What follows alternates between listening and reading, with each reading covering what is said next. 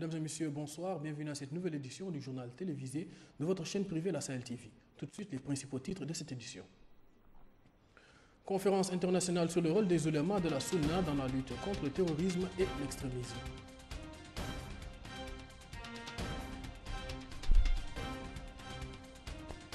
Visite du président de la République Mohamed Ould Abdel Aziz à Kermassen.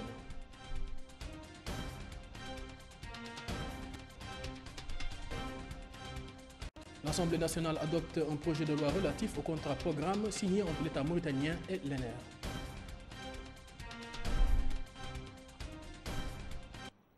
Mesdames et messieurs, bonsoir. La conférence internationale sur le rôle des ulémas de la Sunna dans la lutte contre le terrorisme et l'extrémisme, organisée par le ministère des Affaires islamiques en partenariat avec la Ligue islamique mondiale, s'est tenue ce matin au Palais des Congrès. Le ministre des Affaires islamiques et de l'enseignement originel a dans son intervention indiqué que l'organisation de cette conférence reflète la volonté politique visant à préserver l'islam de l'extrémisme et à mettre en exergue les véritables qualités de tolérance et de sagesse de l'islam, ainsi qu'à immuniser la jeunesse contre les dérivés et l'extrémisme. De son côté, le secrétaire général de la Ligue islamique mondiale a exprimé sa satisfaction pour l'organisation de cette conférence visant à mettre l'accent sur le rôle des ulémas de la Sunna dans la lutte contre le terrorisme et l'extrémisme. En outre, préciser que la mission des ulémas se résume dans la diffusion du savoir et des fatwas et le traitement des questions de la charia, ainsi que la lutte contre les trompeurs et l'extrémisme qu'engendrent certains groupes qui propagent des concepts erronés du djihad. Cheikh Abdullahi Ould Boya, président du Forum de la consolidation de la paix et de la sécurité dans les communautés musulmanes et du Centre international du renouveau et de l'orientation, a indiqué que partant des constances de la religion musulmane, les ulémas de la nation se doivent de redoubler d'efforts pour faire face aux attaques dont fait l'objet l'islam, soulignant les dangers de la division des musulmans et la nécessité de s'unir pour relever les défis et prêcher la culture de la paix, loin des conflits et des boucheries inhumaines. Retour sur la visite éclair du président de la République Mohamed Ould Abdel Aziz à Kermassen au Trarza pour se rendre compte du déroulement des travaux du canal de l'Aftout Es-Saheli pour l'irrigation de plusieurs milliers d'hectares. Un compte rendu de Mohamed Lemine Seydi. Le projet qui a été l'objet de la visite du président de la République permettra l'aménagement et l'irrigation de 16 000 hectares dans la zone ainsi que la création d'unités de production de lait, la pratique du maraîchage, la plantation d'arbres fruitiers et la pêche et va créer une grande opportunité d'emploi pour les populations de la zone et leur approvisionnement en eau potable. L'occasion pour le président de la République de prendre connaissance de près des étapes franchies des travaux et le degré de respect des normes de qualité et du délai fixé pour l'exécution du projet. Des explications techniques ont été données par les responsables du secteur de l'agriculture en ce qui concerne les caractéristiques du projet, ses objectifs et les raisons de son retard. La délégation, il faut le noter, s'est rendue sur 4 sites, dont 3 exécutés par la Société nationale d'aménagement des terres et des travaux à Jidr el-Kra, en Gadir et à Aftout Sahli, et celui confié au Bureau des travaux publics de l'Armée nationale. Le projet du canal de l'Aftout Sahli est exécuté sous la supervision de la direction de l'aménagement rural dans la zone de Kermassen, qui s'inscrit dans le cadre du programme du secteur de l'agriculture dans le domaine de l'aménagement des terres agricoles. Ce canal s'étend sur une longueur de 55 km de la zone de Jidr el-Kra sur le fleuve Sénégal à la zone de Katboul à l'ouest de la Muqata'a de Kermassen. Pour rappel, les travaux de ce projet avaient débuté au mois de mars 2014 avec un financement de 9 milliards d'ouguiyas mobilisés sur le budget de l'État et devraient se terminer très prochainement. La réalisation d'autres projets sont en cours grâce à ce canal, dont l'irrigation de 22 hectares dans le périmètre de Balara, 40 hectares pour les cultures maraîchères et l'aménagement de 1800 hectares dans la zone d'El Vassar. L'Assemblée nationale a adopté hier, au cours d'une séance plénière, sous la présidence du député Le Merabot Ould Benahi, son vice-président, un projet de loi relatif au contrat-programme signé entre l'État mauritanien et l'ENER en date du 21 décembre 2015. Contrat programme couvrant la période 2016-2018. Un reportage de Fatimata Diaché. Au cours d'une séance plénière hier, l'Assemblée nationale a adopté un projet de loi relatif au contrat programme signé entre l'État mauritanien et l'ENER en date du 21 décembre 2015. Ce contrat programme couvrant la période 2016-2018 a permis à cette entreprise de maîtriser les techniques de maintenance routière et de redynamiser ses structures. Dans un mot prononcé à l'occasion, le ministre de l'Équipement et du Transport, Mohamed Deoul Khouna, a indiqué que l'État a signé 5 contrats programmes avec l'ENER avant d'ajouter que la conviction de l'État quant à la nécessité du renouvellement de ce contrat programme avec cette entreprise nationale pour la période 2016-2018.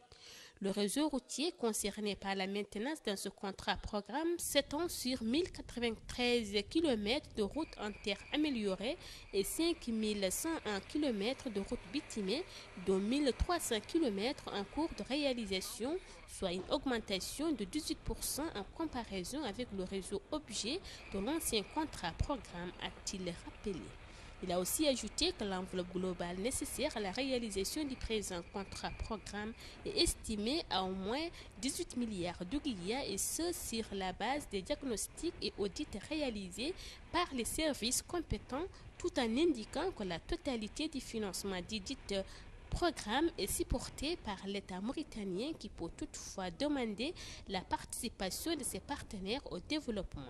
À noter que ce contrat programme vise le dégagement ou la fixation des sables gênants, la maintenance à caractère permanent et répétitif, la maintenance périodique programmée pour les routes bitumées, la décentralisation des activités de la maintenance et ce par le biais de la création de points de maintenance à travers le territoire national.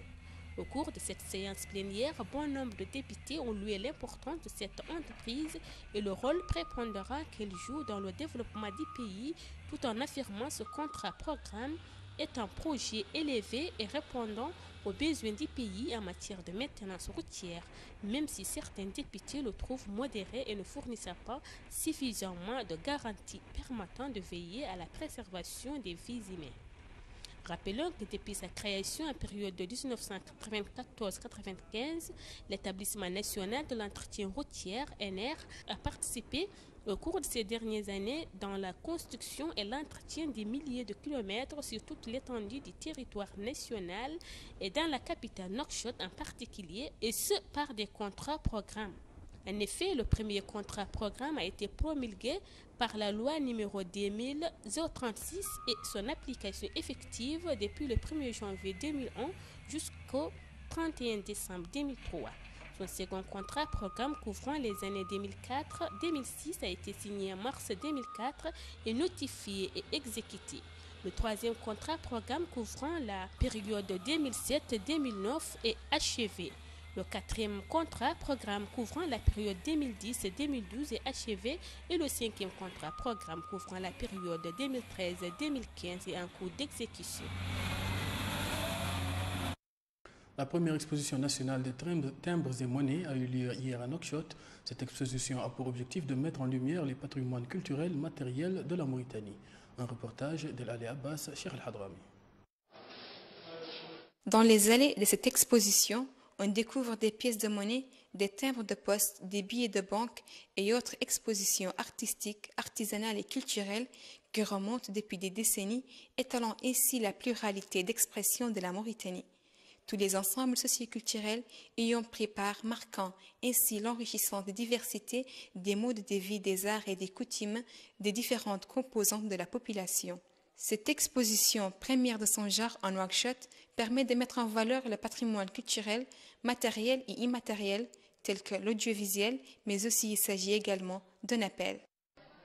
L'objectif de cette exposition, c'est de mettre en valeur le patrimoine culturel à travers l'art de collectionner.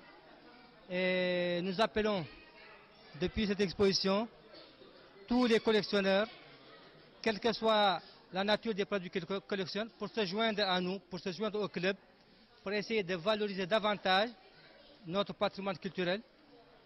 Et nous comptons faire une exposition sur le plan international en invitant des collectionneurs d'autres pays.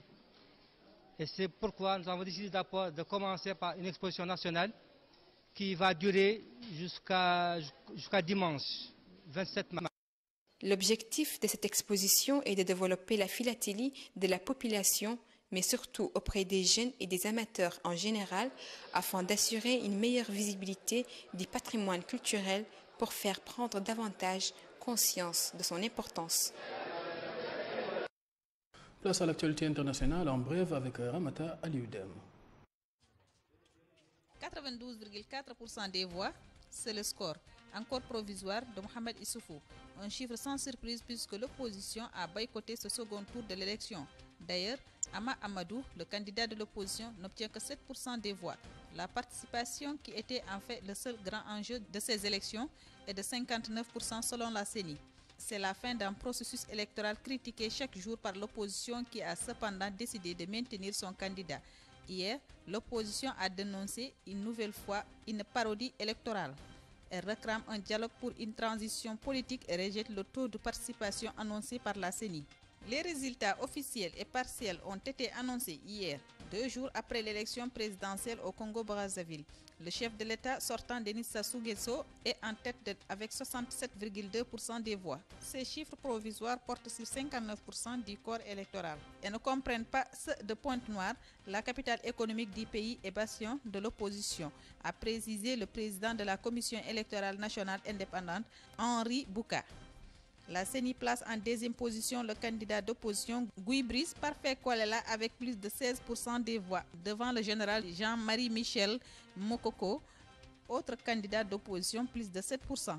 La police belge s'est engagée dans une chasse à l'homme aujourd'hui pour retrouver l'un des auteurs présumés des attentats coordonnés qui ont frappé Bruxelles la veille, faisant au moins 31 morts et plus de 200 blessés. Cet homme a été repéré par des caméras de surveillance à l'intérieur de l'aéroport où a eu lieu une double explosion. Un avis de recherche a été diffusé par la police. Sur la photo, on peut le voir vêtu de blanc avec un chapeau poussant chariot à bagages aux côtés de 2 autres hommes, considérés comme les kamikazes qui se seraient fait exploser dans le hall des départs de l'aéroport. Ce suspect est activement recherché selon les autorités belges. Voilà ce qui met fin à cette édition que j'ai eu le plaisir de vous présenter. Retour sur les principaux titres de ce journal. Conférence internationale sur le rôle des ulémas de la Sunna dans la lutte contre le terrorisme et l'extrémisme.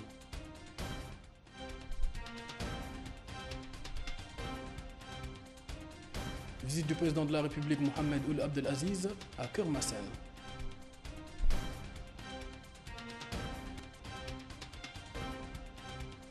L'Assemblée nationale a adopté un projet de loi relatif au contrat programme signé entre l'État mauritanien et l'ENER.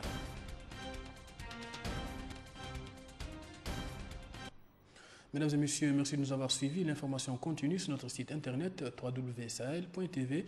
Merci à toute l'équipe rédactionnelle ainsi qu'à Aboukrin Sedir et Maliksi pour la confection de ce journal. Merci et au revoir.